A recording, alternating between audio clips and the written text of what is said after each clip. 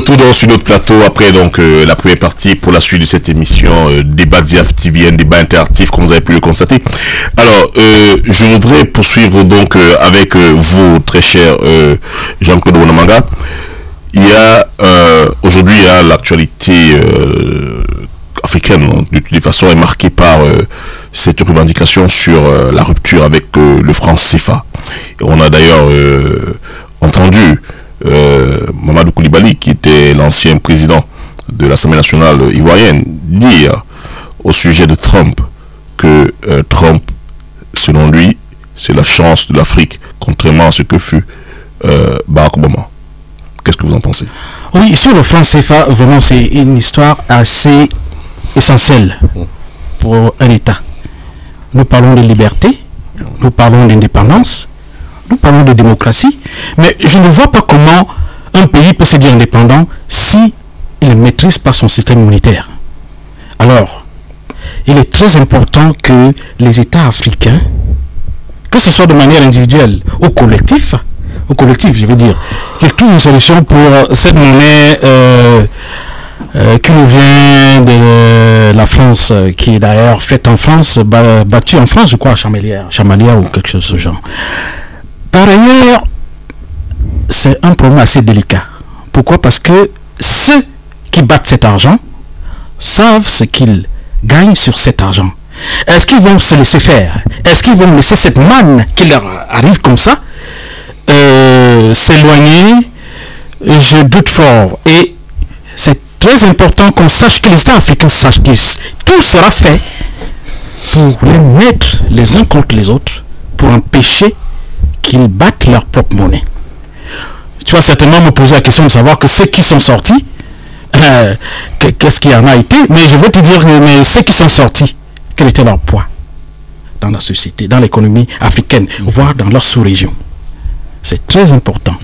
Et il a été noté que l'assassinat de Kadhafi venait essentiellement du fait qu'il a décidé de créer un fonds monétaire africain à Tripoli, qui devait être d'ailleurs basé à Yaoundé. Le siège devait être basé à Yaoundé. Après les recoupements d'informations et tout a été dit, que en fait, voici ce qui a causé le départ de Kadhafi. Est-ce que son peuple le savait? Je ne sais pas. Donc, il est essentiel, il est très important que les pays africains se décident. C'est délicat parce que s'ils ne se mettent pas ensemble, je ne sais pas s'ils parviendront à le faire. Surtout les têtes de proue.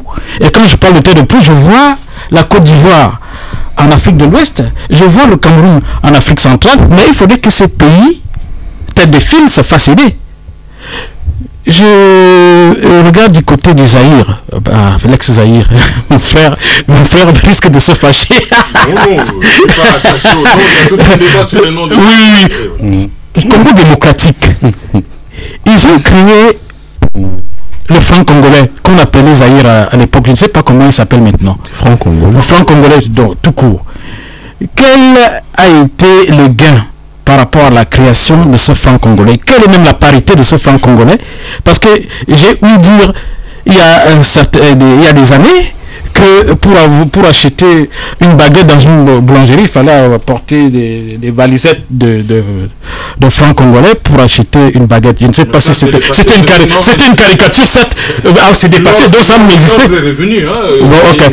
Donc à ce niveau-là, je dis que l'indépendance des pays africains passe par la maîtrise de leur système monétaire. Je suis clair là-dessus. Mais sauf que je n'ai pas entendu la part donc de la chance africaine en rapport avec Trump. C'était aussi ça la question. Trump. Et j'ai dit... C'est-à-dire pour Mamadou Koulibaly, les États-Unis de Trump constituent une chance pour l'Afrique. J'ai dit tout à l'heure, dès le départ de l'émission, de notre débat, que Donald Trump dit toujours America First. Donc, Trump, peut-être, ne va pas être trop regardant sur le fait que les Africains s'émancipent en créant leur propre monnaie. Mais je ne crois pas que Trump va aider les Africains à créer leur propre monnaie. Ok, compris.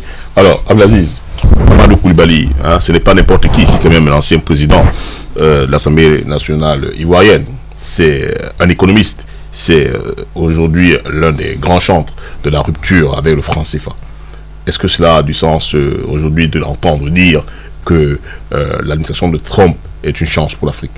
Je pense qu'on a évoqué dans notre débat précédent ces questions où la position d'un certain nombre de pays n'est pas neutre concernant le continent africain. Donc je pense que si Mamadou Koulibaly réagit comme tel, c'est qu'il y a un jeu, une confrontation entre les puissances concernant un certain nombre de questions africaines. Jean-Claude Ouonamanga a évoqué le cas Kadhafi. Il y a une récente bande dessinée de 2 journalistes français qui révélait que l'assassinat de Kadhafi a aussi partie liée avec son désir de mettre en place une monnaie commune. Il y a une actualité qui est passée un peu sous les ténuards compte tenu de ce qui se passe au Cameroun aujourd'hui, c'est qu'à Yaoundé, il a évoqué tout à l'heure le FMA qui devait être basé à Yaoundé, il y a une réunion qui a été présidée par le Premier ministre John Gouté, en présence du commissaire de l'Union africaine sur les questions économiques, sur la projection de l'Union africaine en matière de mise en place de la monnaie commune, du fonds de compensation et du fonds monétaire africain. Ils l'ont situé le plus loin possible, c'est-à-dire en 2045. Bon, en général, c'est cela. C'est-à-dire que l'Union africaine, au lieu d'être courageux, de prendre des positions courageuses, de répondre aux vrais desiderata des citoyens africains qui sont aujourd'hui, que ce soit leur diaspora, ce que nous sommes aujourd'hui, et même la rue africaine aujourd'hui, dans un certain nombre de pays, on bloque, on met une chape, mais il y a une rue, il y a une diaspora, il y a une citoyenneté africaine qui réclame la question de la souveraineté. Parce qu'on achoppe souvent sur la question du CFA. Il y a des pros et des anti. Mais comme le professeur Ndango l'avait dit dans un forum colloque sur la monnaie et les systèmes monétaires africains à Dakar en 81, présidé par Abdoul Faïga, qui était le président de la BCAO à l'époque, il avait dit « Je ne viens pas ici à Dakar pour faire de la description d'un système qui est stable, convertible, avec un taux de change garanti, un compte d'opération qui est à Paris. Je viens tenir un propos prospectif dans la lignée de Tundian Pouemi. » Pourquoi? Parce que tout à l'heure, quand on évoquait, en parlant de la RDC, on parlait du franc Zaïre. Quand vous discutez avec des Africains, ils vous disent qu'il faut des brouettes, des mallettes, etc., etc. Des pays européens ont connu des taux d'hyperinflation. Il y a des monnaies comme la lire italienne, qui était un gouffre. Le yen japonais, tout aussi, a fait l'objet d'un certain nombre de fluctuations qui mettaient à mal l'économie japonaise. Pourquoi? Parce que la monnaie, en fait, en réalité, les gens ne comprennent pas qu'il y a un certain nombre de pays africains qui géraient mal l'économie, qui comblaient leur déficit en faisant tourner la planche à billets. Vous faites tourner la planche à billets, il y a des signes monétaires qui circulent dans l'économie, ça augmente mécaniquement un certain nombre de prix sur les marchés, les prix classiques des produits de première nécessité, ce qu'on appelle le panier de la ménagère. Et donc, les signes monétaires qui sont émis par la Banque centrale créent une circulation absolument inhabituelle de monnaie sur le territoire. Et donc, on a ces 2 exemples-là au Zimbabwe et dans l'ex-Zaïre qui font que les pro-CFA disent, OK, si vous voulez aller vers ça, il faudrait éviter le spectre de ces pays-là. Des pays presque sous embargo. Des pays presque sous embargo. La monnaie... Ce que vit l'Iran actuellement. Voilà. Le problème de convertibilité de cette monnaie aussi. Oui, le problème de convertibilité, le président Ouattara, avec ses arguments d'autorité, l'a dit devant l'Élysée. Mais le président Ouattara, ce qu'il oublie de dire, c'est que la Mauritanie, le Mali, avant de revenir dans la zone CFA, faisaient l'objet d'un certain nombre d'embargos français qui ne disaient pas leur nom. Les Français ils avaient le veto dans les 2 banques centrales, en Afrique centrale et en Afrique de l'Ouest. Toujours ce veto. Ils ont ce veto, qui a été levé dans la zone BCAO par le travail, justement par les négociations et les rapports de force qui se sont progressivement inversés. Progressivement inversés pour que les banques centrales qui étaient à la rue du Colisée à Paris reviennent à Yaoundé et à Dakar. Progressivement pour que le taux sur le compte d'opération passe de 100 à 50%, etc., etc. On s'est toujours battu pour ça. Et la monnaie, de ce point de vue-là, quand elle a des fonctions classiques, c'est la stabilité du taux de change. C'est la stabilité de la balance commerciale ou du change de la monnaie locale et ou encore maintenir un taux élevé un taux élevé d'emploi ou encore de favoriser la croissance et le niveau de vie des populations. Dites-moi moi, depuis 1945 et surtout depuis 1960, si sur un certain nombre de critères, notamment sur la question de l'emploi, de la croissance et du niveau de vie des populations, si la zone CFA est un exemple, on prend toujours une sorte de fétiche en disant qu'il n'y a pas d'inflation dans la zone. La zone CFA, y compris dans les critères de convergence, on dit 3%. On a fixé à 3% l'inflation. Mais au Cameroun, les critères européens, l'inflation est très basse. Pourquoi? Parce que les gens n'ont pas d'argent pour consommer. Ce sont des zones de déflation. Donc, il faudrait qu'on parle plus aujourd'hui, pour terminer, excuse-moi, pour qu'on parle plus de souveraineté, de la capacité à maîtriser notre destin, plutôt que d'avoir le fétiche du CFA. Parce que si on déplace sur le terrain de la souveraineté, de la capacité à maîtriser notre destin, avoir des politiques budgétaires, fiscales et monétaires que nous maîtrisons, eh bien, peut-être qu'on aura moins de d'hystérisation du débat comme certains le reprochent. D'accord, je reprécise ma question. Selon Mamadou Coulibaly, l'administration Trump est une chance, contrairement à ce que fut celle de Barack Obama, l'Africain. Moi, sur ce plan, je n'oppose pas les deux administrations parce que je pense que l'avantage avec Trump, s'il y a un avantage, c'est qu'il ne sera peut-être, ce que veut dire Mamadou Coulibaly, c'est que Trump ne sera peut-être pas un obstacle concerté avec la France sur la sortie, pour la sortie du franc CFA. C'est ça peut-être qu'il veut dire en disant ça.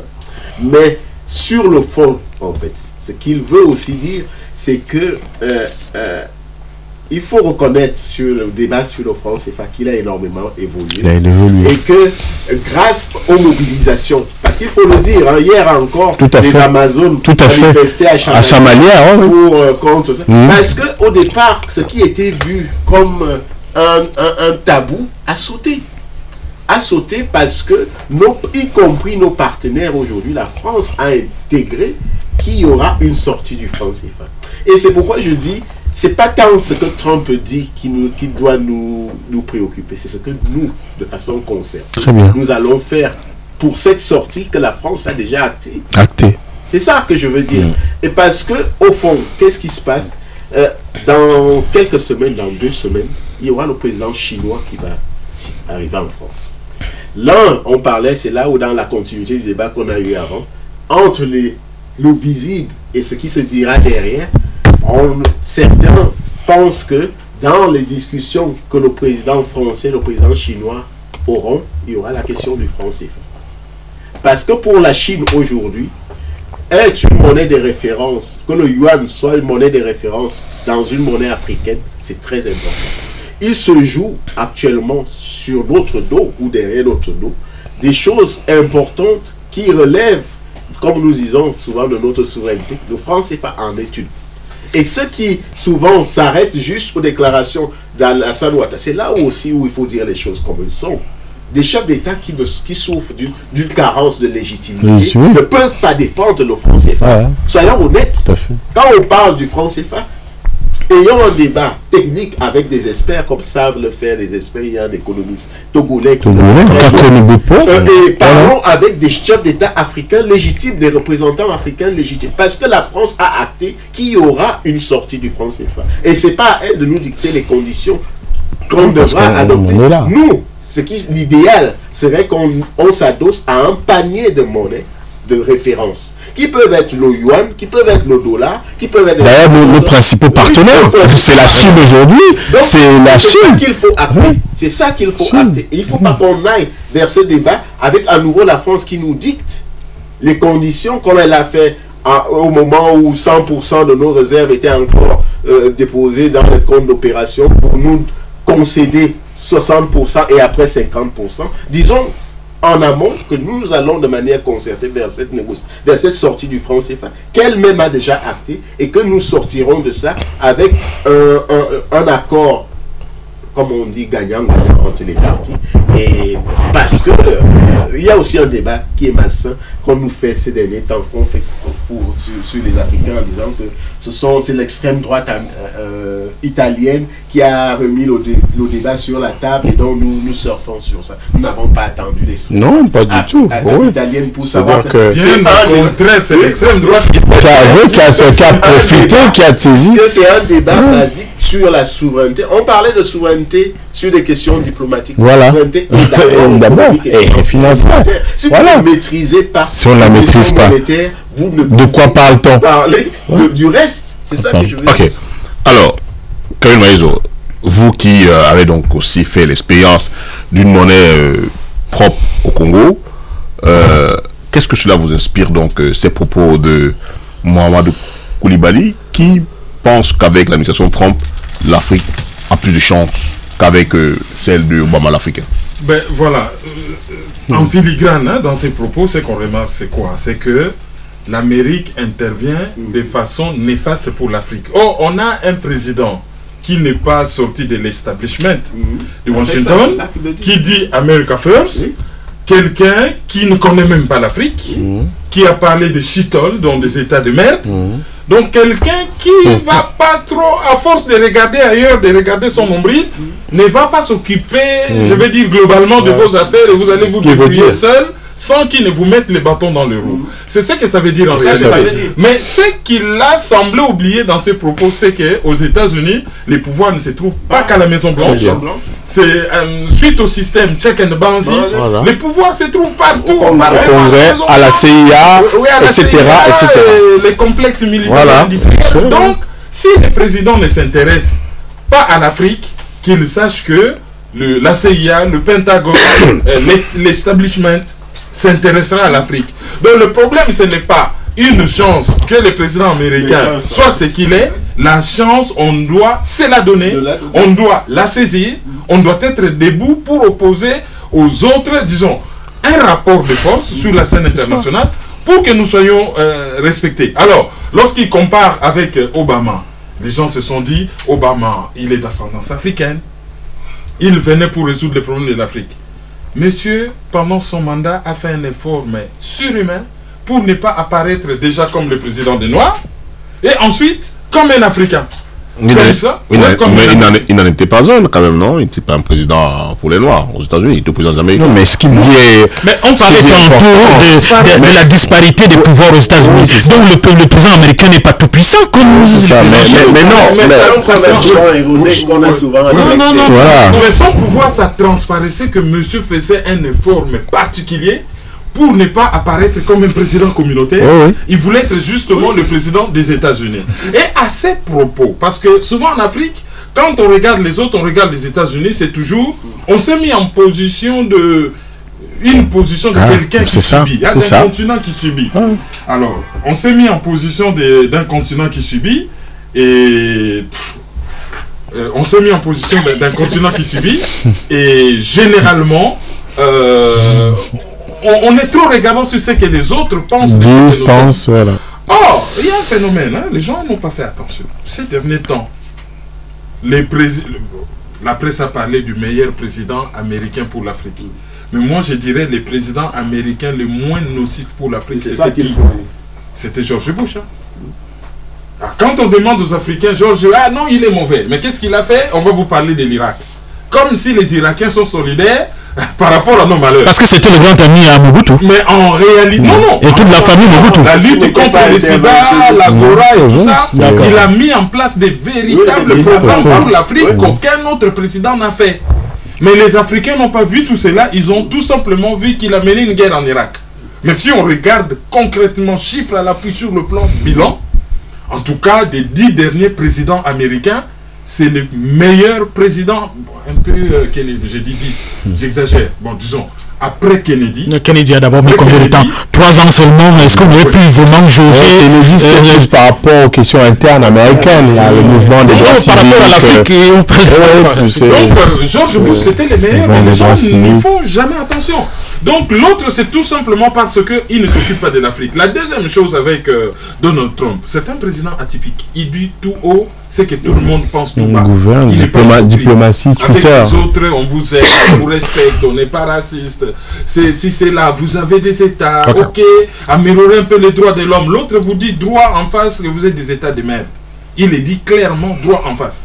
Alors, si vous êtes devant quelqu'un qui dit la vérité, qui n'est pas hypocrite, vous ajustez votre position. Donc, la chance aussi peut provenir par rapport à cela. Oui, bon, la vérité aussi, c'est que puisqu'on est dans un débat international, Donald Trump n'est pas seulement un problème pour l'Afrique, hein. Il peut aussi être un problème pour les puissances, y compris comme la France. Parce que là, on va parler, par exemple, sur le théâtre international, au Conseil de sécurité, par exemple. En France, moi, j'ai parlé d'obstacles concertés. Parce qu'en France, comme le disait Abdelaziz Moudé, vous avez le monde qui était divisé en zones.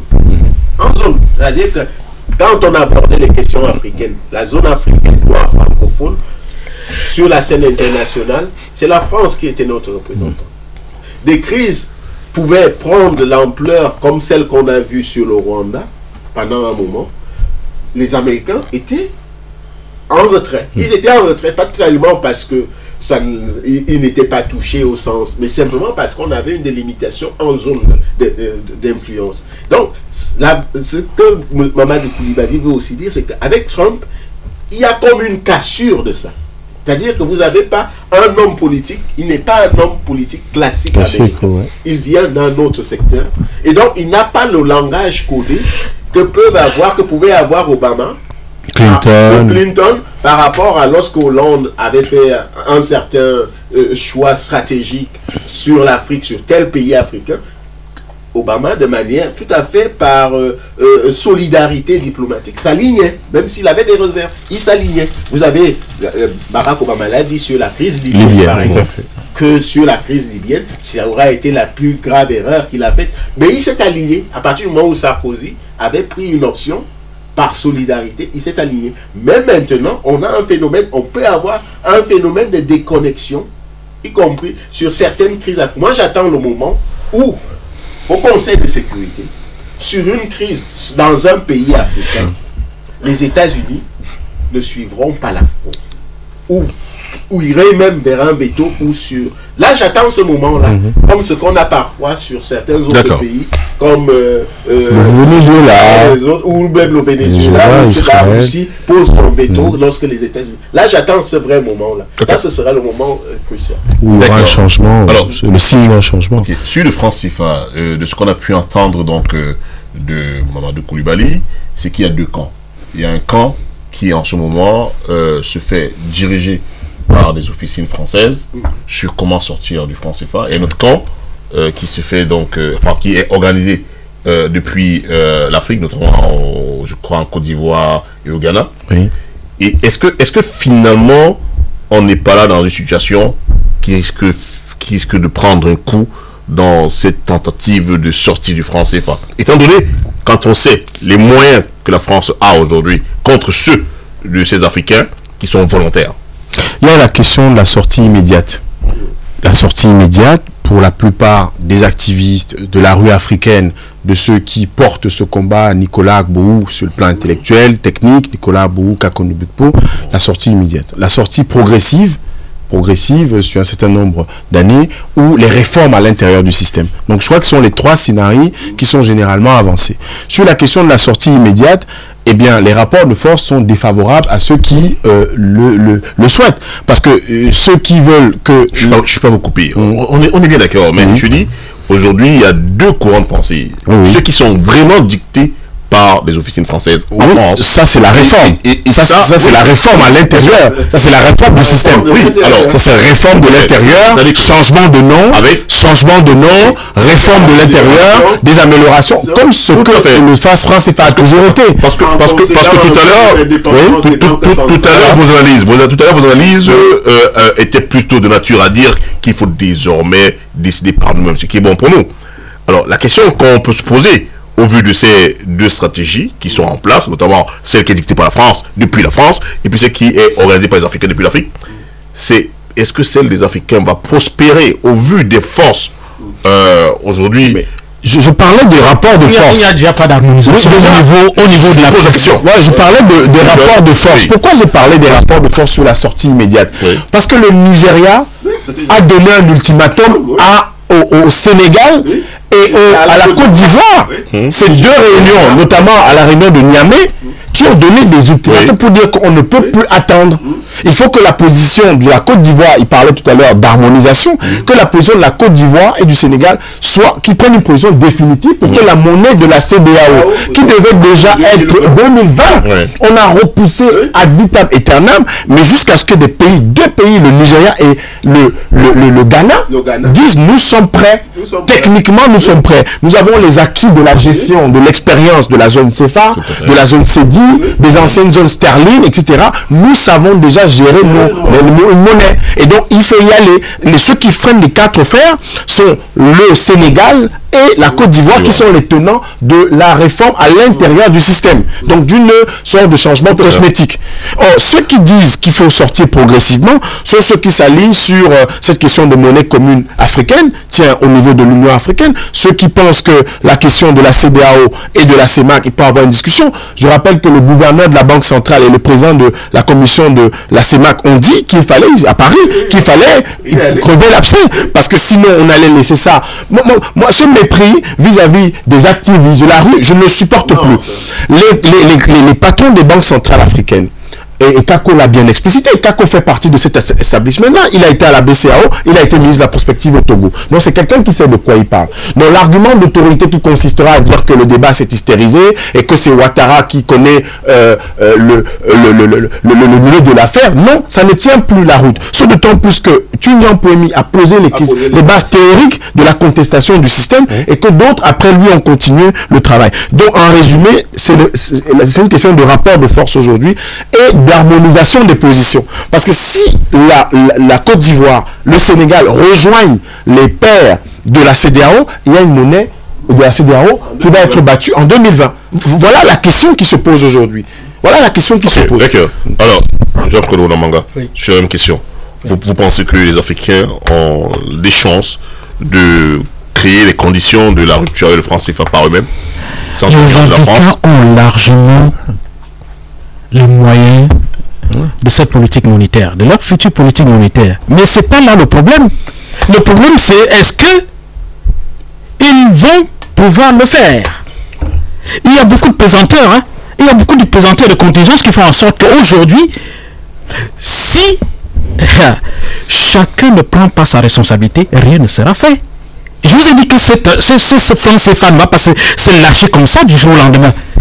Il faudrait qu'on décide, comme j'ai vu certains décider de ne pas accepter la dévaluation qui a failli avoir lieu il y a 2 mois ou 3 mois. C'était un acte héroïque qui n'a même pas été souligné. J'ai vu très peu de gens en parler. Il y a quelque chose qui s'est passé en N'Djamena où beaucoup de gens ont mis ça sous les teignoirs. Peut-être avec le concours de ceux qui ne veulent pas que cet argent, cette monnaie soit refoulée ailleurs. Je dis, comme l'Union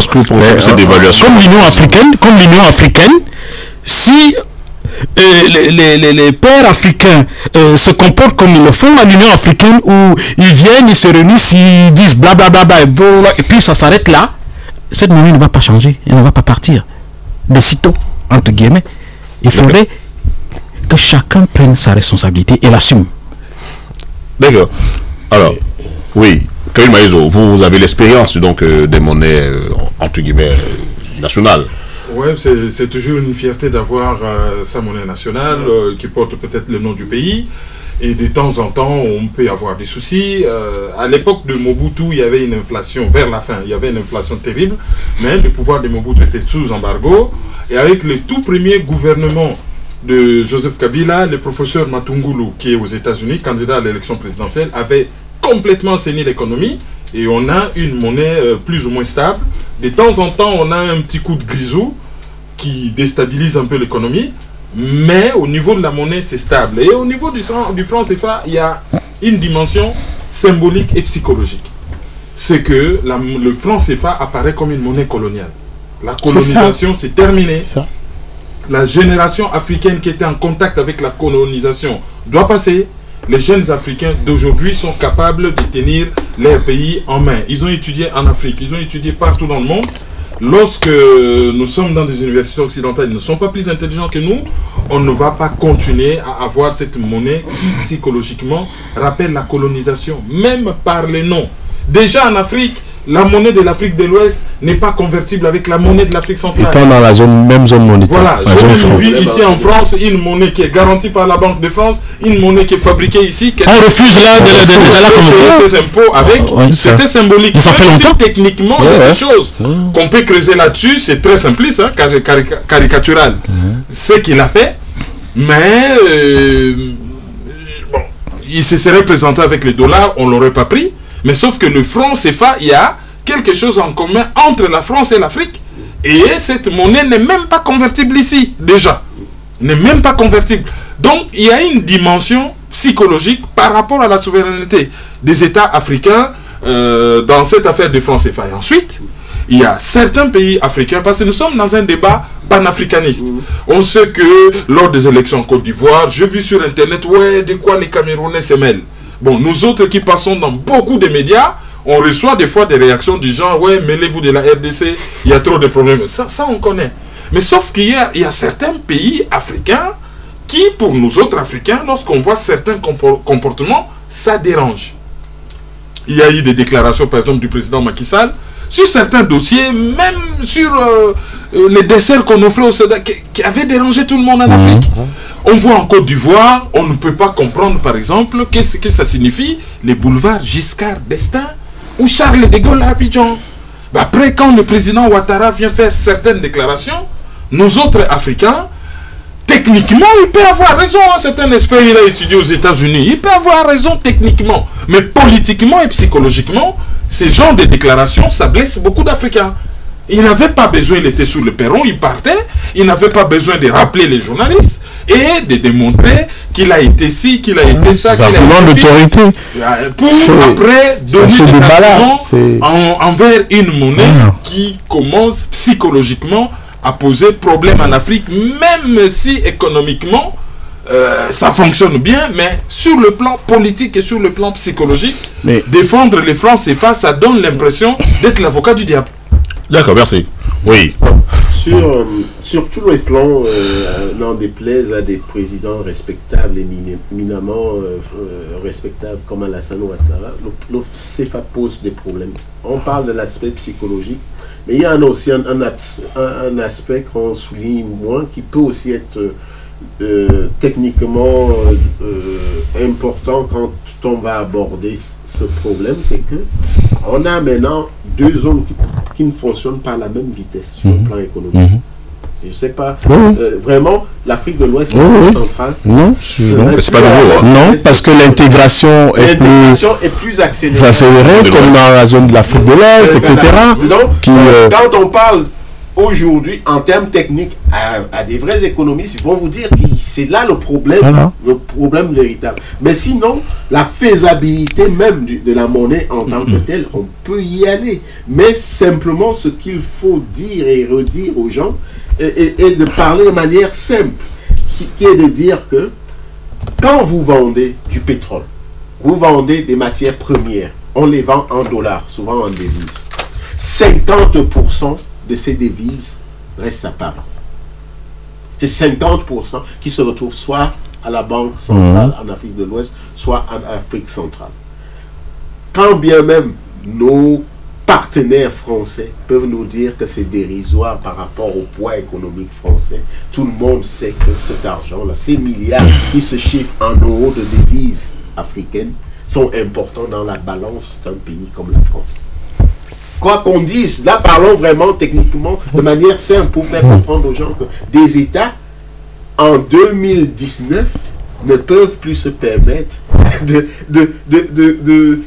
comment dire ça, de confier à d'autres leur destin. Leur destin. C'est vraiment ça qui est en jeu. Et c'est pourquoi j'ai parlé de la question en évoquant une question qui est importante, que nous ne pouvons pas non plus laisser à d'autres nous dicter une réforme qui serait à minima. Parce que c'est vers ça en fait qu'on va. Voilà. Que la France nous prépare une réforme à minima. Qui sera que on laisse un peu les banques centrales fonctionner de manière dite indépendante, en levant le veto quelque part, et on change peut-être l'appellation du nom. Mais c'est pas ce qu'on veut. Pour une fois, les Africains ont fait un travail de fond. Un travail de fond. Les économistes on est prêts. Voilà. Quand vous lirez la réforme monétaire qui se prépare en Afrique de l'Ouest, elle est complète. Elle est achevée. Il y a juste ces obstacles d'ordre économique qu'on a vu avec Alassane Ouattara et Macky Sall, parce qu'il faut les citer. Mais sinon, elle est achevée. Elle est prête. Et puis, la seule déconnexion qu'il y a maintenant, c'est avec l'Afrique centrale, qui est d'abord pour des raisons économiques, nous ne fonctionnons plus sur la même vitesse. Voilà. Mais il y a un paradoxe, c'est que la monnaie sur laquelle on est adossé, qui est très forte, qui impacte notre balance commerciale, donc nos exportations et les importations, c'est l'euro. Et dites-moi, dans la zone euro, quel est le rapport, quel est le point entre Malte et l'Italie, entre le Luxembourg et la Lettonie, entre la France et la Pologne? C'est sans commune mesure. Mais il y a un processus où on a intégré les critères de convergence. Les économies se sont ajustées, non pas simplement en termes de niveau, mais en termes, justement, avec un certain nombre de critères de gestion. La question de la compétitivité, la question de la gouvernance, et comme disait Joël, il y a un certain nombre de pays africains qui ont des résultats et des performances en la matière, notamment en Afrique de l'Ouest, pour rester dans la zone franc. Et d'un autre côté, il y a sur notre continent 48 monnaies, donc une trentaine qui appartiennent aux Africains. Mais comment ces pays africains, la Mauritanie qui a la zone Ouguia, qui a l'Ouguia, comment ces gens font pour survivre? Mais enfin, comment font ces gens pour vivre? On sait très bien que le Mali est revenu dans la zone franc, la Guinée équatoriale est entrée dans la zone franc pour deux raisons. C'est que leur partenaire direct, qui était la Côte d'Ivoire et le Cameroun, bloquait, freinait des cas de fer, ne permettait pas la convertibilité de leur monnaie dans leur zone. Et ça, c'était de Paris que ça venait. On a vu que dans l'histoire, Paris a inondé un pays qui s'appelle la Guinée. La Guinée-Conakry a déstabilisé une économie. Donc il y a un arrière-plan historique, il y a un arrière-plan psychologique et politique qui fait que les arguments qui sont brandis par Ouattara, ce sont des arguments qui sont techniquement recevables, certes, mais qui ne sont pas ceux qu'on attend aujourd'hui dans le débat. Parce que la performance économique en Afrique, elle n'est pas celle de la zone franc. Le Namibie, le Botswana, le Kenya, l'Éthiopie, les 15 premières économies africaines ne sont pas, les 15 premières économies africaines ne sont pas dans la zone franc. Chacun de ces pays qui constituent les 15 premiers et même le trio de tête dispose de sa monnaie en termes de performance économique. Alors, deux dernières questions avant de boucler cette émission sur le franc CFA.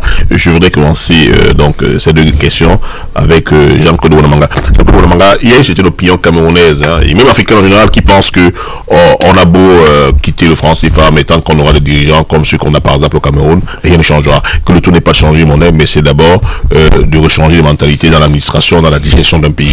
Qu'est-ce que vous en pensez? Le problème camerounais, tel qu'il se présente, ce n'est pas le dirigeant, c'est la mentalité camerounaise. C'est pas...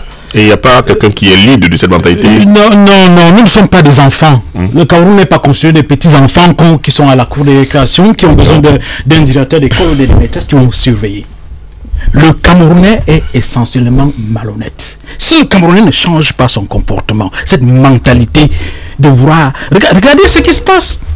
Comment veux-tu qu'un ministre à qui on confie une mission précise s'enrichisse aussi grandement? Et non seulement il s'enrichit beaucoup, et puis il s'appuie de manière ostentatoire, nargue le peuple. Ça, c'est très dangereux. Ce n'est pas le président de la République qui demande qu'on fasse ça, c'est le Camerounais lui-même. C'est le Camerounais qui doit changer. Mais tous les Camerounais ne sont pas ministres, vous n'avez pas d'un ministre. Non, j'ai pris un exemple. Mais je parlais du Cameroun. C'est un exemple important pour dire que c'est oui, c'est un exemple. Nommés par un président de la République. Non, ce n'est pas une histoire de nommer par un président de la République. Si vous voulez parler de Paul Biya, ça fait depuis que je pose la question. Oui, depuis 82 qu'il est là. Il y a déjà eu combien de gouvernements, combien de ministres? Moi, je sais pas. Mais c'est des centaines.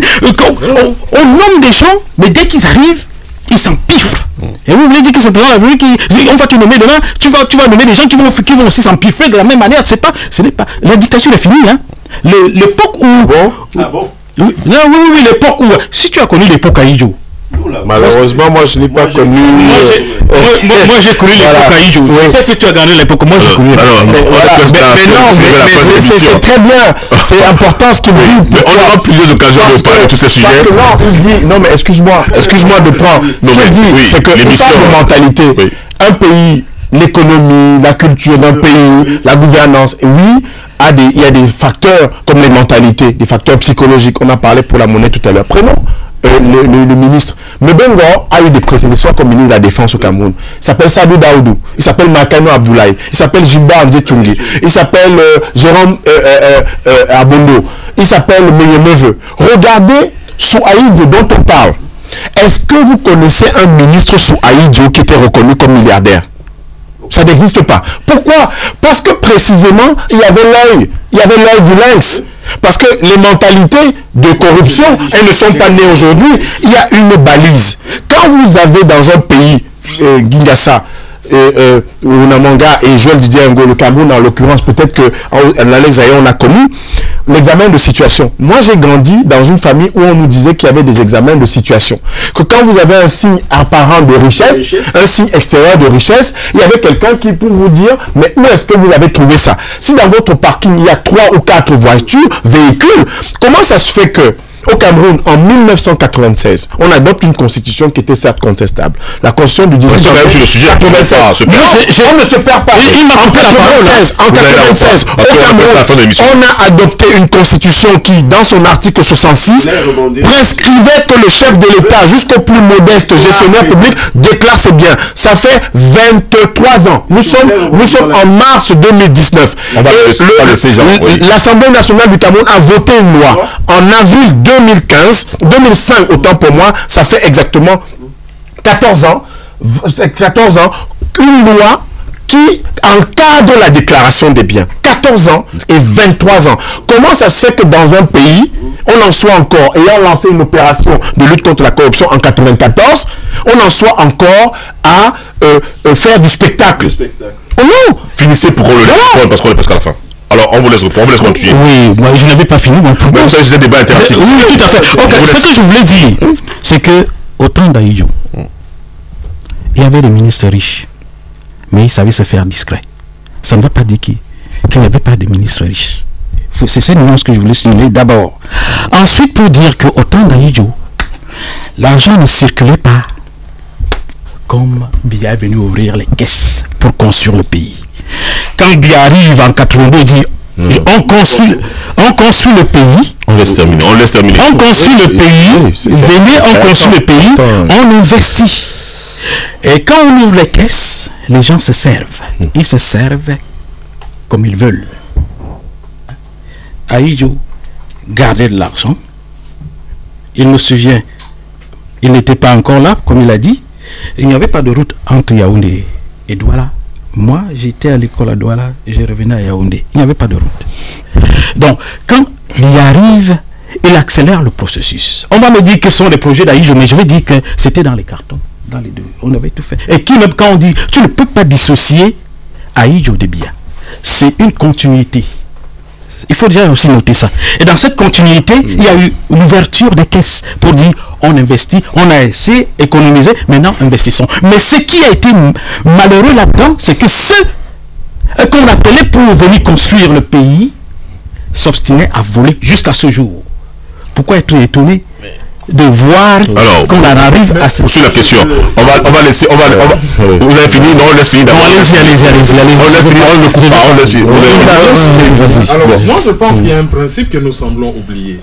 Vous savez, la corruption dans un État, le travail d'éducation de la masse, c'est le travail de l'État. Et si la corruption prospère dans un État, et c'est valable pour tous les États africains, c'est parce qu'il y a impunité. Le jour où l'État va commencer à éduquer depuis l'école sur l'honnêteté, le respect du bien public, avec cette épée de Damoclès, que celui qui est corrompu, celui qui corrompt, sera sévèrement puni, on n'aura plus ce genre d'impair. Alors, qui est le responsable? Le numéro 1 de l'État, c'est le président. Mais il n'y a pas d'impunité, puisque quand on punit quelqu'un, il va dire qu'il est prisonnier politique. Moi, je sais beaucoup de gens qui ont été punis et qui... Attendez, on laisse finir d'abord, on laisse finir. Okay. Ouais, bah alors, si, c'est l'interaction. Lorsque vous mettez quelqu'un en prison parce qu'il a été corrompu, lorsqu'on habite soi-même dans un hôtel luxueux en Suisse, pendant plusieurs années, on n'est pas un modèle. Donc, du coup... les autres peuvent crier aux prisonniers politiques. Le vrai message, c'est je fais ce que vous faites. Vous êtes mon modèle. pourquoi vous m'arrêtez pendant que vous faites la même chose? Donc c'est ça. Donc il faut que l'exemple vienne d'en haut et qu'on ait des États forts qui assurent la justice, le droit, une certaine égalité entre les citoyens sous la loi, autrement dit des États de droit, pour que la corruption s'arrête, pour que les choses marchent comme il se doit. Lorsque vous ouvrez les caisses pour construire les pays, pas pour que les gens se servent là-dedans. Lorsque les gens se servent, qu'est-ce qu'on fait? On les met en prison. Oui, d'accord. Mais attends, juste pour te dire, on habite à un hôtel en Suisse. Ça fait depuis combien d'années on habite dans cet hôtel? Depuis 82? Oui. Depuis 82. Et le préjudice financier. Depuis 82. Non, le préjudice financier pour l'État du Cameroun. Non. Est-ce que tu peux me dire que c'est depuis 82? Oui, depuis 82. Depuis que je connais Paul Biya. Non, pas que depuis que tu connais. Paul Biya est monté au pouvoir, tu étais déjà né. Oui, bien sûr. Depuis 82, il habite l'hôtel en Suisse. Là, je me pose en faux. Oui, mais c'était comme pour Ethiopian Airlines tout à l'heure. Oui, Ethiopian Airlines, 100%. Je dis toujours que tu vas faire le pari. Non, si tu fais le pari, c'est sérieux. Je suis sérieux. On va essayer. Je vais Didier Ngo d'en répondre. Cette question-là, parce que c'est une question qui nous interpelle tous, Camerounais, et au-delà même l'Afrique. C'est que sur une chaîne concurrente, une chaîne amie, oui, bien sûr. On avait reçu, je suis désolé de le citer encore, Maurice Kamto, à qui je posais la question parce que Maurice Kamto a été ministre délégué à la justice. Je lui posais cette question que moi je vois tous les jours lorsque je prends les dossiers de l'affaire dite opération Épervier. Vous savez pourquoi? La plupart qui séjournent en prison, ils sont... Je rappelle, la chaîne s'appelle JMTV+. Ils sont pour faute de gestion. On ne les incrimine pas sur l'enrichissement illicite. C'est pour faute de gestion. Je disais à Maurice, je demandais à Maurice, monsieur le ministre Kamto, pourquoi se fait-il que on en arrive là? Il a eu cette honnêteté de me dire que avant qu'il ne quitte de démission du gouvernement, il avait déjà préparé le décret d'application de l'article 66 de la Constitution, de la loi. Et cet article, ce décret d'application a été mis au tiroir au Palais de l'Unité. Juste pour les auditeurs, l'article 66, c'est celui qui stipule la déclaration des biens des gestionnaires de biens publics. La déclaration des biens de l'État. Donc c'est pourquoi moi, je ne sombre pas et je ne veux pas rentrer dans des querelles qui sont des querelles partisanes ou personnelles. C'est un problème de fond. C'est le même Kamto qui avait gagné par délit d'initié. L'argent qui circulerait au Cameroun plus qu'au temps d'Aïdjo, ça aussi c'est une fiction. C'est une fiction. Ça aussi c'est une fiction. Sur un plan économique, c'est une fiction. Le Cameroun dont a hérité Paul Biya était un Cameroun qui était un pays à revenu intermédiaire. C'est-à-dire qu'un palier avant d'être émergent. Au Cameroun d'aujourd'hui, je suis prêt à mettre ma main au feu. Il a régressé de moins de 30 ans. Oui, sur tous les indicateurs économiques. Donc quand on dit que l'argent circule, c'est quel argent qui circule? C'est souvent de l'endettement. De l'endettement sur des projets dits structurants où des gens, nous savons très bien sans indexer les gens, que les gens se sont enrichis sur de soi-disant projets structurants avec des rétrocommissions. C'est ce qu'on voit là aujourd'hui, le ministre qui est indexé aujourd'hui. C'est sur des questions de rétrocommissions où des gens ont touché, nous parlons en dizaines de millions d'euros de francs CFA. Et des gens qui jouissaient, ce dont Abdelaziz dit, qui est important, ce que vous avez souligné, qui jouissaient d'une impunité totale. Totale. Voilà. On l'a vu sur la CAN, on avait discuté sur cette chaîne. Donc c'est pourquoi je dis, revenons à des choses essentielles, à l'objectivité. Mais nous jouons sur les mots. Nous jouons sur les mots. Cameroun, pays a revenu. Conclure cette émission. Oui. On laisse Jean-Claude Ouattara prendre la parole. Attends. Non. On va faire derrière tout le table. Jean-Claude Ouattara, vous avez la parole. Cameroun a revenu intermédiaire au temps d'Aïdjo. Alors que il n'y avait même pas une route qui reliait les deux principales capitales du Cameroun. Je suis très étonné. Cameroun a revenu intermédiaire au temps d'Aïdjo, alors qu'à Yaoundé, il y avait un seul lycée, le lycée Leclerc. Cameroun a revenu intermédiaire au temps d'Aïdjo, alors qu'il y avait une seule université, l'université de Yaoundé. Cameroun a revenu intermédiaire au temps d'Aïdjo. Sans être des partisans d'Aïdjo. Non, attends, je ne tire pas sur Aïdjo, bien sûr. Je vous ai dit que Aïdjo et Biya on ne peut pas les dissocier, c'est une continuité. Mais il faudrait qu'on fasse très attention. Quand on sort certains termes, il faut tenir compte de beaucoup de paramètres. J'ai pris le paramètre point de vue éducation, je l'ai noté. Je peux prendre le paramètre point de vue sanitaire, je peux aussi citer beaucoup de choses. Mais ce que je veux dire, c'est qu'il faudrait qu'on tienne compte de ce Cameroun-là, de 82 à nos jours, qui a parcouru certaines étapes. Et ces étapes n'étaient pas seulement le fait du Cameroun. Je parle des crises économiques, je parle des programmes d'ajustement structurel, je parle des villes mortes, parce que vous semblez aussi ne pas savoir que ça a été d'une incidence incroyable sur notre économie. Je parle de la guerre, des guerres de Bakassi avec le Nigeria, je parle de la dégradation du franc CFA. Je peux continuer à citer l'évaluation du franc CFA. Que 5 minutes pour finir l'émission. Oui. Je peux éternellement citer des exemples qui ont fait que si en Afrique centrale tous les pays avaient des chaînes de télévision, le Cameroun n'en avait pas. Je chute sur une caricature comme celle-là pour vous faire comprendre que Cameroun a revenu intermédiaire et Cameroun de nos jours où c'est un régressement de 30 ans, je me pose beaucoup de questions. Alors, je voulais dire que les critères sont simples. Quand un pays est à revenu intermédiaire, il est entre 3 000 et 7 000 $.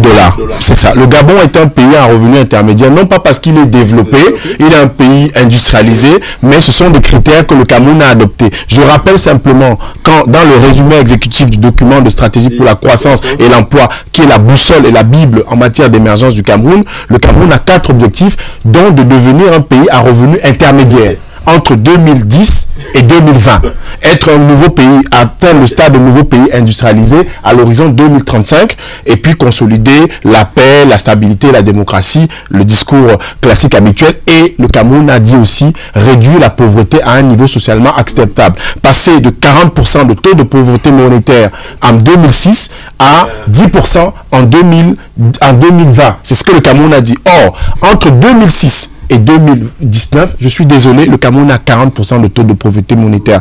Tous les critères en matière de sous-emploi, je parle du gouvernement, du document que le gouvernement camerounais a publié lui-même, le DSCE, s'il était là, on aurait pu le compulser, on aurait pu le lire. Donc, quand on parle de pays à revenu intermédiaire, on s'appuie sur ce que le gouvernement camerounais lui-même a dit, que je veux atteindre ou je veux revenir au niveau de pays à revenu intermédiaire. Et quand Joël Didier Ngo parlait du stade du palier avant l'émergence, c'est que l'émergence est un critère des marchés financiers qui a été repris par le FMI et la Banque mondiale. Et les pays en Afrique qui sont en passe d'atteindre ce stade-là, île Maurice, Seychelles, c'est vrai, île Maurice surtout, Namibie, Botswana, qui se qualifient justement par rapport aux critères qui sont énoncés.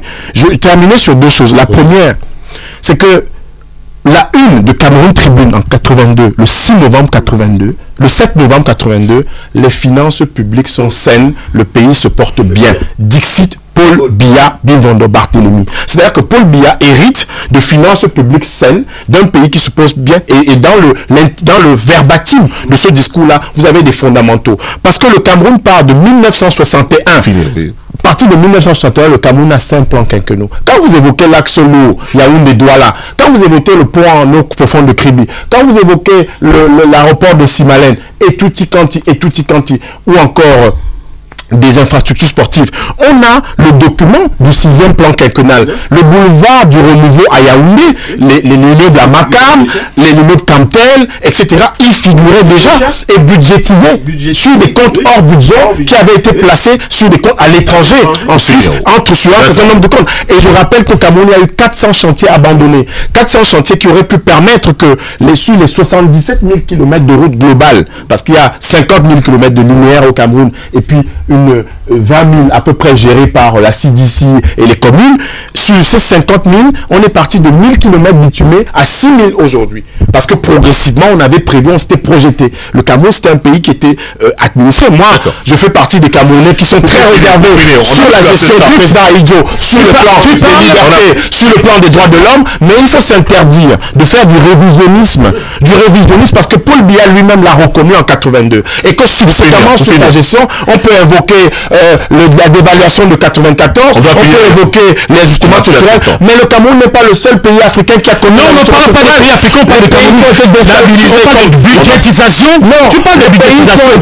Quand le président des choses qui ont été faites à ce moment-là, le débat doit être alternatif en effet, parce que c'était dommage parce qu'on aurait pas enrichi.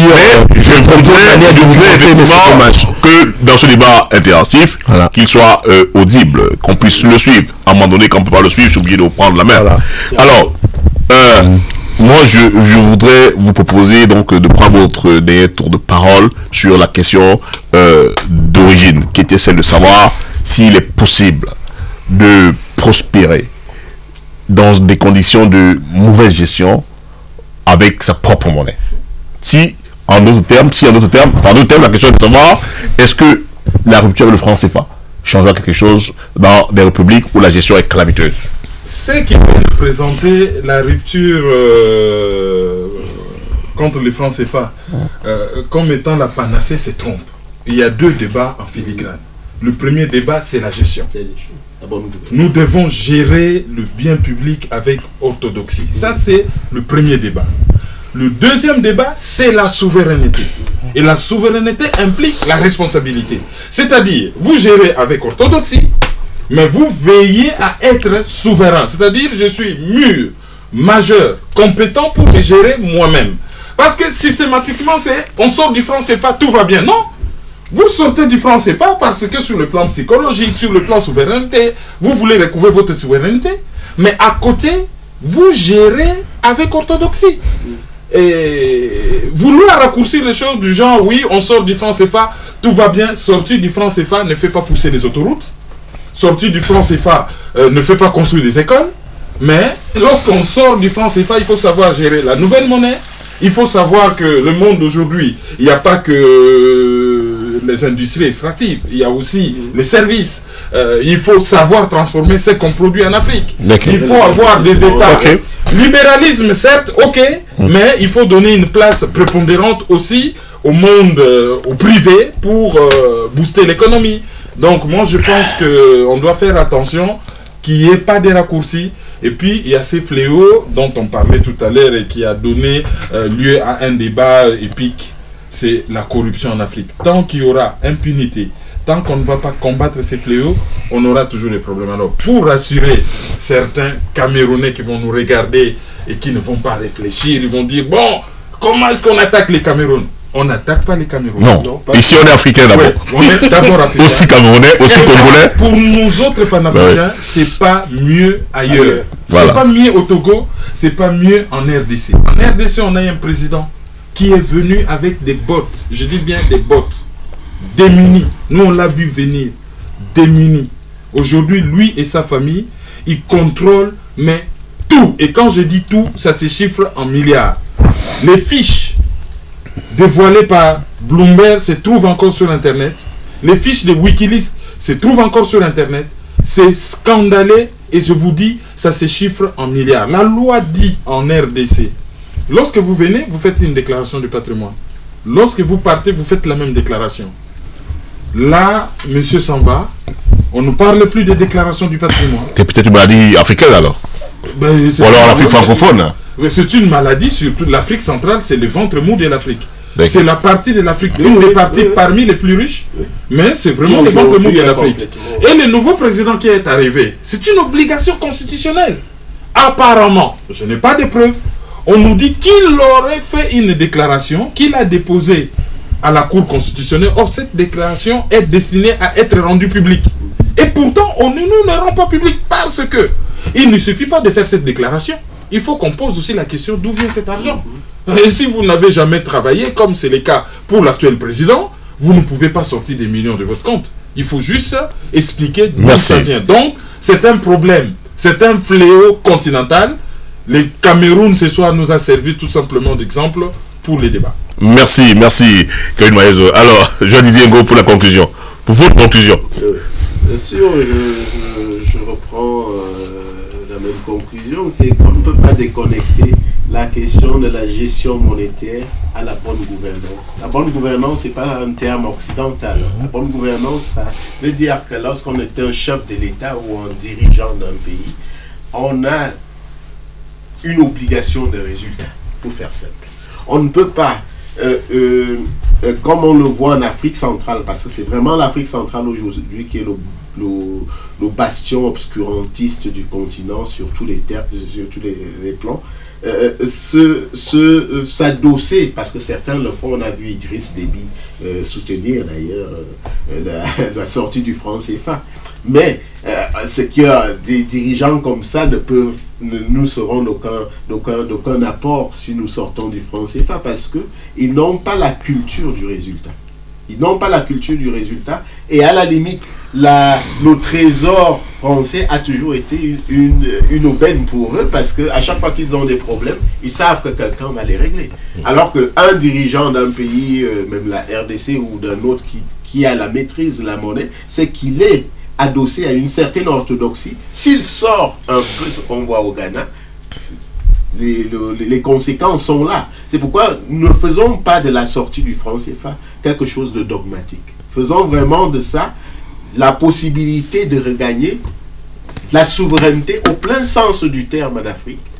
Souveraineté politique, souveraineté économique, souveraineté monétaire. Les trois vont de pair.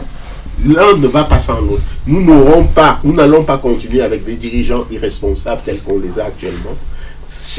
En mettant en avant simplement la sortie du franc CFA, nous risquons des déconvenus, et il faut à un moment dire, même si ça déplaît à certains des nôtres, que nos gouvernances ne sont plus à la hauteur des exigences du monde moderne d'aujourd'hui. Il faut le dire. D'accord. Merci à tous pour être aujourd'hui, pour vous être aujourd'hui prêté au jeu de ce débat interactif sur le débat Diaf TV, sur ce média. Merci à vous, téléspectateurs et téléspectatrices de Diaf TV, pour être de plus en plus nombreux à nous suivre. Merci. Au revoir.